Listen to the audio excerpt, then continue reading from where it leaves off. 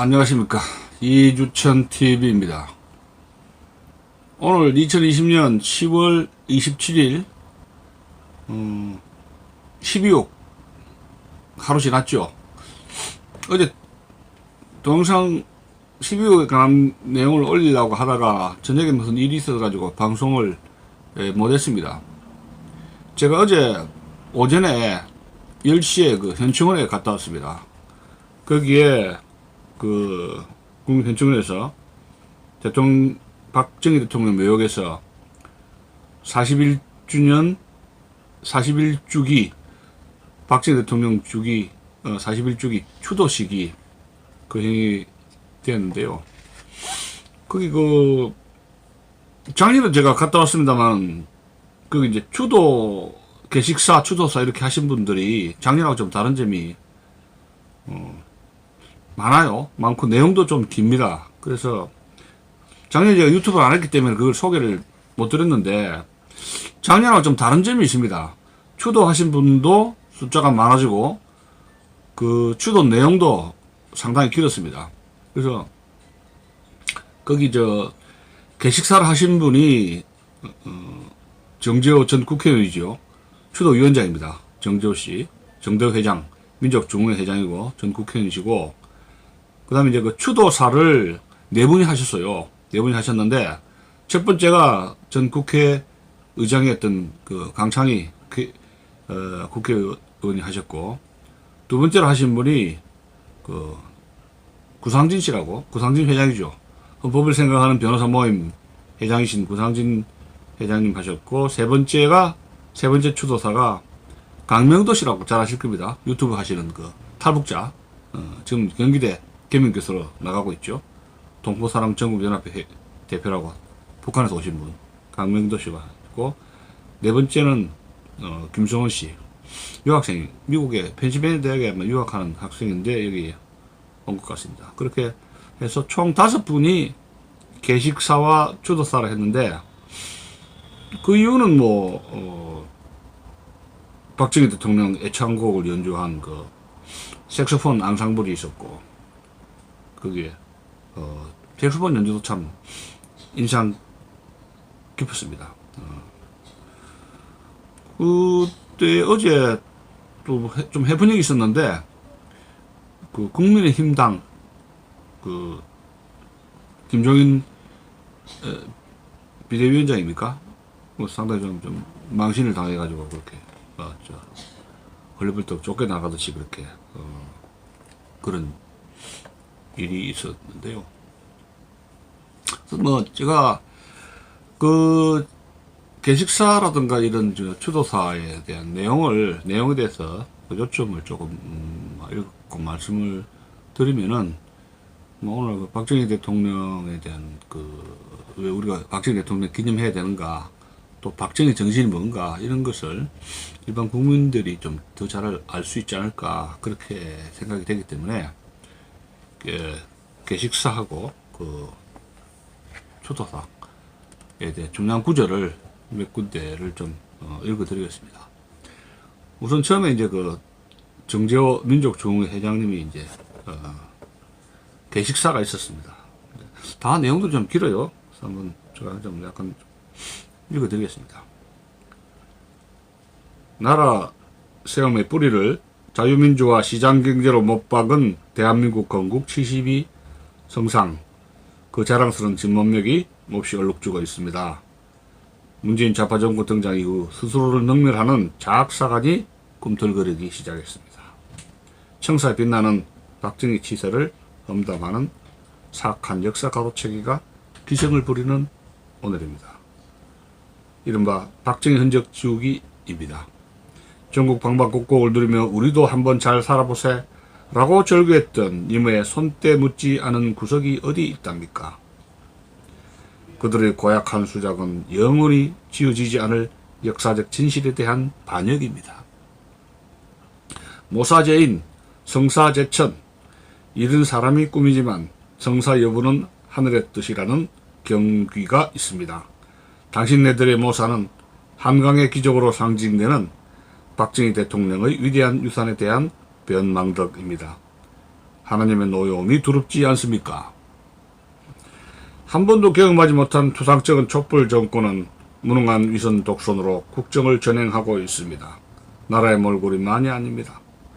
두둥강난 공동체는 구심점을 잃고 삶이 고달픈 민심은 밤잠을 설치는 나날입니다. 이렇게 이야기를, 나라를 걱정을 하고 있습니다. 그 뒤에 좀 띄어서 다시 읽어드리겠습니다. 광장의 화기를 등에 업고 등극한 문재인 촛불 정권은 필히 광장의 역습에 신경질적으로 반응합니다. 서울도심 광화문 광장을 통째로 공세한 핑계는 중국발 역병 방역이지만 속셈은 보수파의 반정부 시위를 선제적으로 틀어막는 데 있음이 분명합니다. 경찰은 광장으로 접근한 사람 가운데서 태극기를 든 사람을 용케 골라내어 신문합니다. 태극기를 불심 검문하는 이상한 나라 대한민국 맞습니까? 차벽장성을 포진한 삭막하고도 장엄한 장면은 외신을 타고 널리 세계로 보도됐습니다. 외국 언론은 평양에서도 보기 드문 도심봉쇄라고 지적했습니다. 외신은 한국 사회의 민주주의가 위기를 맞고 있다는 시각을 드러냈습니다. 좌파 정권은 코로나 방역이 성공적이라고 자화차찬합니다. 국제사회의 인식도 긍정적입니다. 코로나 계엄령이라는 신조어가 생겼습니다. 바다 민심이 절묘하게 투영된 신조어의 탄생은 살아 숨쉬는 민성의 현주소임을 잊어서는 안 될 것입니다. 결코 빠뜨릴 수 없는 진실을 기억해야 합니다. 한국의 방역이 국제적인 평가를 받는 데에는 일찌감치 국민의료보험 체계를 서둘러 완성한 박정희 정치에서 연유됐다는 사실입니다.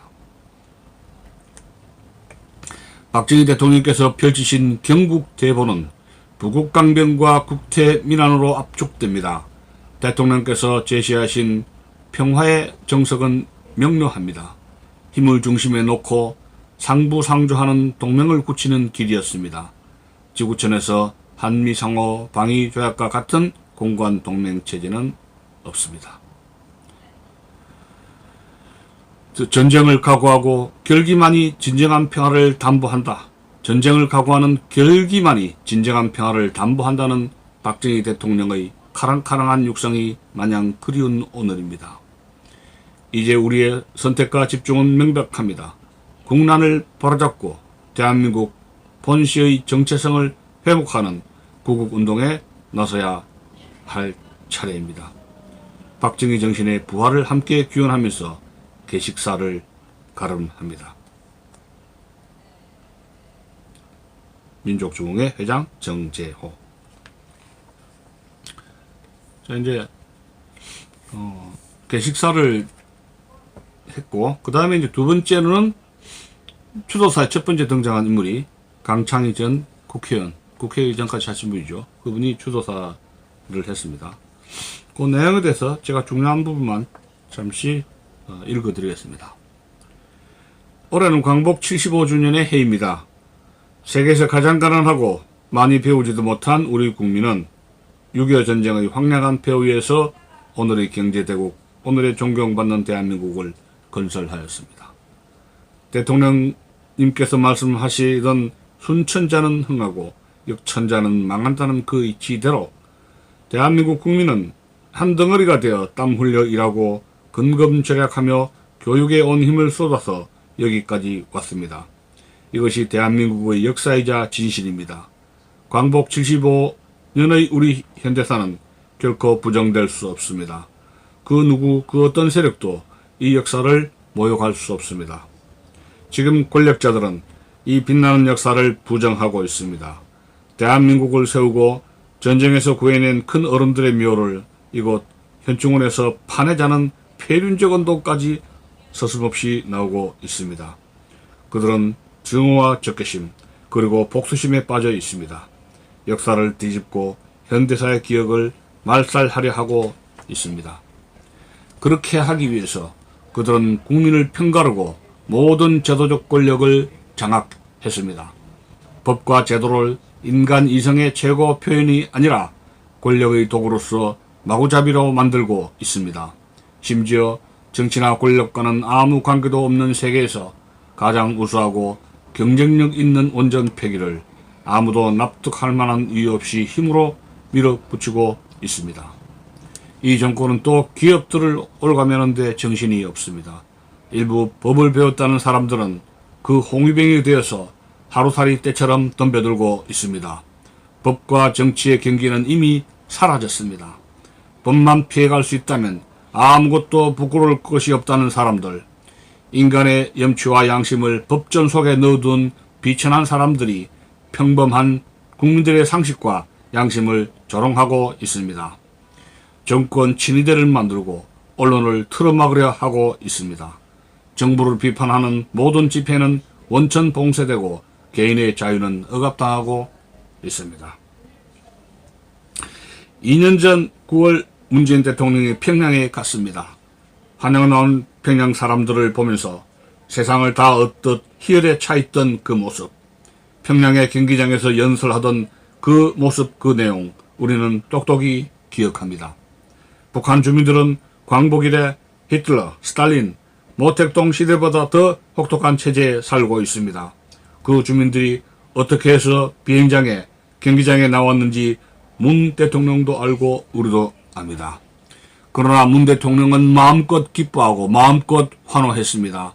저는 그때 뭐라고 표현하기 어려운 실망감과 함께 북한 주민에 대한 연민과 예의는 어떻게 나타나야 하는지 생각하지 않을 수 없었습니다. 공무를 수행하던 우리 국민이 그렇게 처참하게 죽임을 당하고 그 시신이 불태워진 천인공노할 사태를 당해서도 북을 꾸짖기는커녕 이 정권은 희생자를 월북자로 몰아세우는데 급급했습니다. 북핵 문제에는 말 한마디 없이 종전선언만 앞세우고 있습니다. 그 오밤중 군사포레에 대해서 우리 국민을 절멸시킬 수 있는 초대형 미사일과 온갖 전술무기를 두 눈으로 똑똑히 보면서도 뭐라고 한마디조차 못하는 이 정권을 우리는 과연 어떻게 이해해야 합니까? 북에는 양처럼 순하고 비판하는 우리 국민과 야당 그리고 대기업에는 맹수처럼 사나운 정권을 우리는 어떻게 봐야 합니까? 국가보다 정권을 우선하는 사람들, 안보와 미래를 저버리고 권력 유지의 모든 것을 건 세력은 결코 오래 갈 수 없습니다. 원로와 시민 여러분, 우리가 이 자리에 모인 뜻은 박정희 대통령을 기리고 추모하기 위한 것만이 아니라 더 이상 허물어지기 전에 이 나라를 살리는 데 모든 지혜와 힘을 모으자는 데 있을 것입니다. 그렇게 하자면 우리는 더 낮은 곳에서 더 반성해야 할 것입니다. 변하고 또 변해야 합니다. 작은 차이와 이해관계를 뛰어넘어 결코 분열하지 않고 대한민국과 민주주의 수호라고 하는 대의 아래 하나가 되어야 합니다. 능굴능신, 국민의 뜻과 요구를 겸허히 받들 수 있는 세력, 노블리스 오블리주를 실천하는 도덕성과 책임감을 가진 세력으로 우리가 나아갈 때 국민의 마음은 반드시 돌아올 것입니다. 더 이상 낙엽처럼 메말라가는 나라가 아니라 희망이 소생하는 대한민국을 다시 만들 수 있다는 믿음을 국민에게 안겨드려야 합니다. 그 다짐을 함께 나누는 것, 이것이 박정희 대통령을 추모하는 참 뜻일 것입니다. 전 국회의장 강창희 재배. 그럼 세 번째 추도사로서 구상신 회장, 헌법을 생각하는 변호사 모임의 회장이시죠. 1949년생으로 알고 있습니다. 자, 이 추도사는 기니까 조금 더 압축해가지고 다시 말씀을 드리고 읽어드리겠습니다.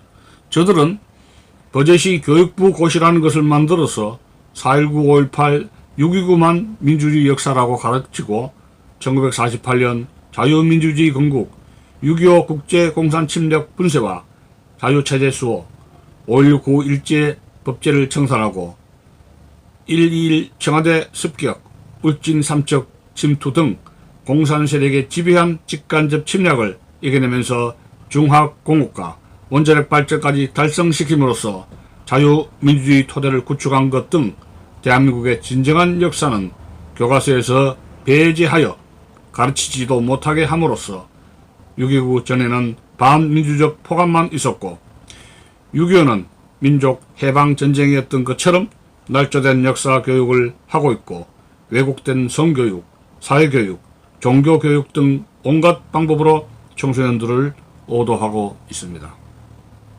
저들은 나는 부자들을 중화하고 저주하고 골려주고 때려눕혀 시궁창에 쑤셔 박아 넣기 위해 존재하고 나는 확신합니다.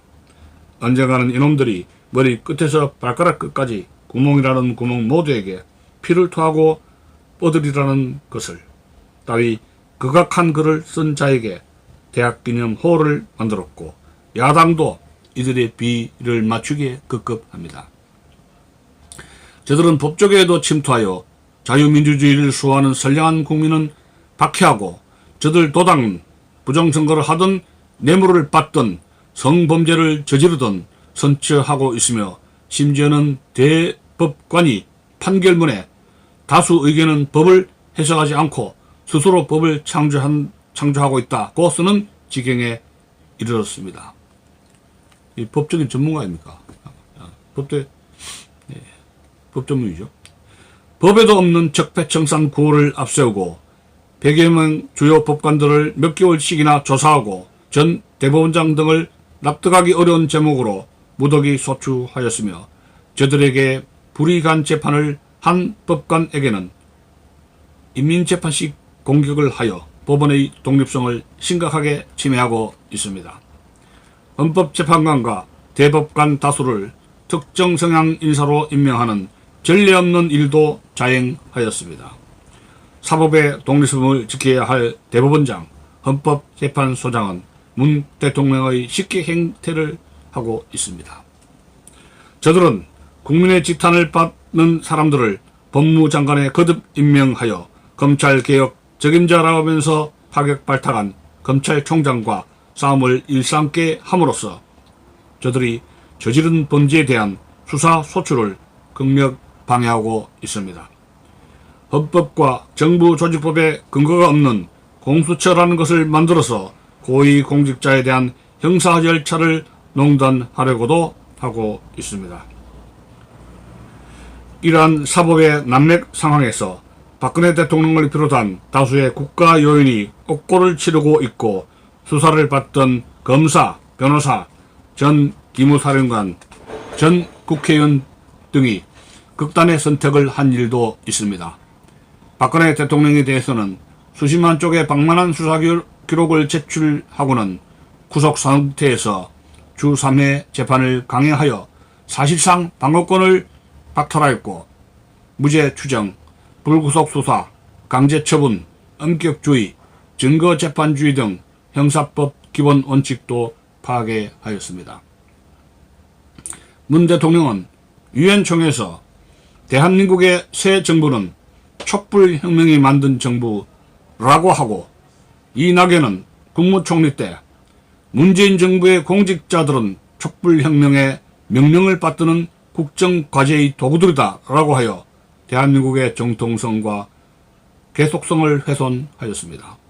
저들은 북한인권법, 특별감찰관법, 5.18 진상조사특별법 등 허다한 법률도 사문화시키고 있습니다. 4.15 총선에 대한 120여 건의 선거무효 소송에 대해서는 선관위 중앙서버, 사전투표지 등 핵심 증거의 보존을 거부하고 추석 연휴, 야물 틈타, 선관위 중앙서버를 반출하는 작다까지 저질렀으며 법정 기한이 다 된 지금에야 3개 사건만 심리에 착수하여 사실상 재판을 거부하고 있습니다. 저들은 대통령께서 하늘을 같이 할 수 없다고 하신 중국 공산당에 굴종하여 자유우방과의 유대를 심각하게 손상시키고 있습니다. 소득 주도성장, 태양광 발전 등 불합리한 정책과 매표성 예산 남용으로 경제 파탄도 야기하고 있습니다. 방역을 빙자하여 의사표현을 탄압하고 통행까지 제한하여 외신 기자도 평양에서도 못 본 장면 말 그대로 미쳤다며 놀라고 있습니다. 이와 같이 참으로 칠흑 같은 어둠이 들이고 있지만 저는 절망하지 않습니다. 저들의 마각이 드러나고 조만간 국민들이 모두 깨우치고 일어날 것이기 때문입니다.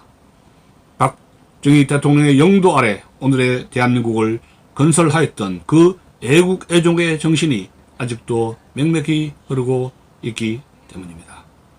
근대화와 민족 정을 위하여 심신을 오로지 다 바치신 박 대통령과 영부인의 나라 사랑의 마음을 온 국민이 다 이어받을 것이기 때문입니다. 헌법을 생각하는 변호사 모임 회장 구상진.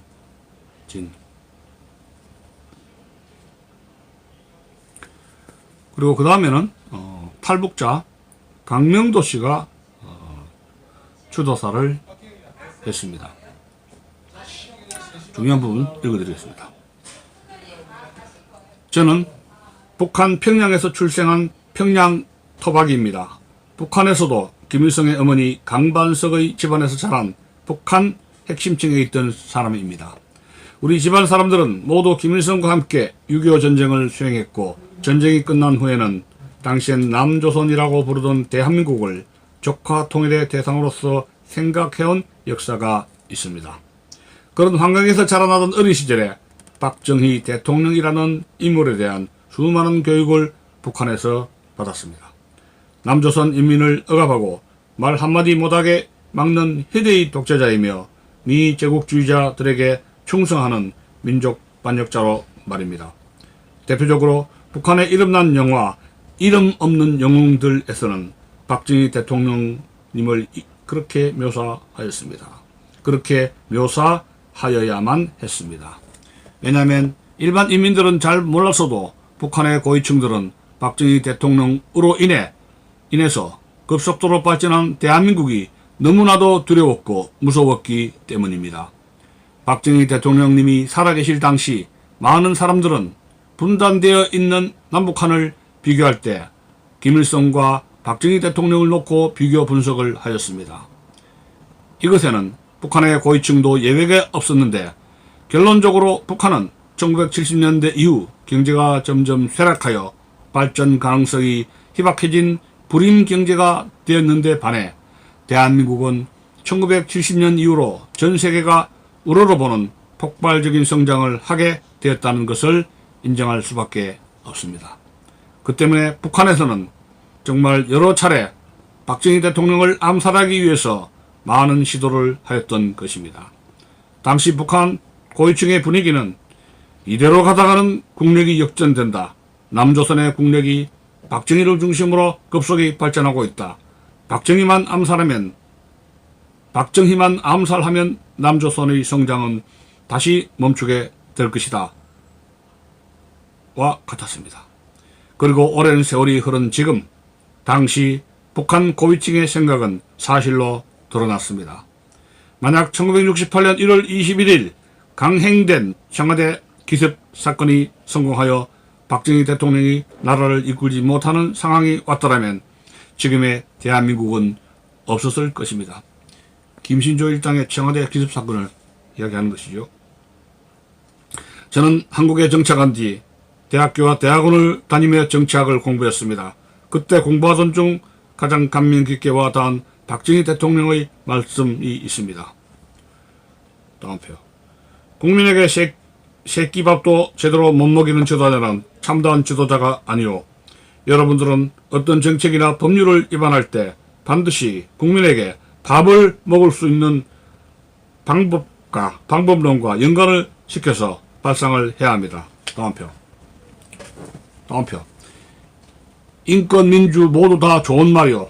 그러나 참다운 인권과 민주는 굶주림으로부터의 해방에서 나옵니다. 다음 표.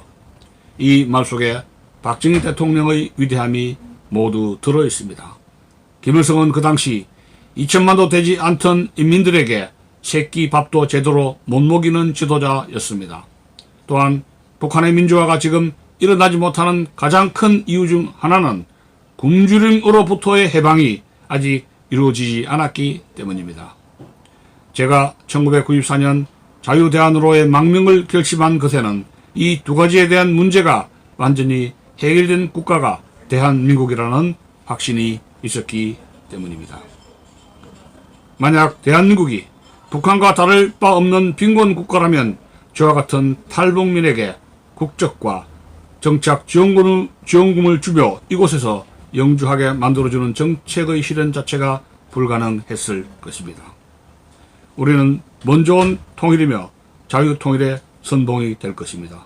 그리고 그것을 가능하게 해준 위대한 지도자가 바로 박정희 대통령입니다. 대한민국을 이렇게 발전시켜 주셔서 정말 고맙고 감사합니다. 자유통일이 되는 그날 꼭 인사드리겠습니다. 경기대 교수, 동포사랑 전국연합회 대표 강명도 올림.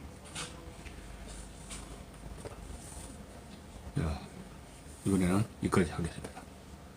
감사합니다. 제가 1979년 12.6이 터졌을 때 서울에 있었는데 그때 고려대학 사학과를 졸업했죠. 그때 굉장히 인생 진로에 대해서 대학을 막 졸업하고 났을 때인데 인생 진로에 대해서 굉장히 고민하고 번뇌를 할 때 있었습니다. 그때 12.6 사건을 서울에서 접했죠. 저는 국민학교, 중학교, 고등학교, 대학교를 박정희 대통령이 통치하던, 이 나라를 통치하던 그 시대에 10대, 20대 바로 그 시대에 젊은 시절을 보냈기 때문에 누구보다도 그 시대에서 대해서 증언을 하라면은 얼마든지 할 수 있는 그런 세대가 아닌가, 그런 생각을 하게 됩니다. 제가 겪은 박정희 대통령 시대, 박정희 시대, 그건 다음에 한번 시간 났을 때 말씀을 드리겠습니다. 오늘 방송 여기까지 하겠습니다. 감사합니다.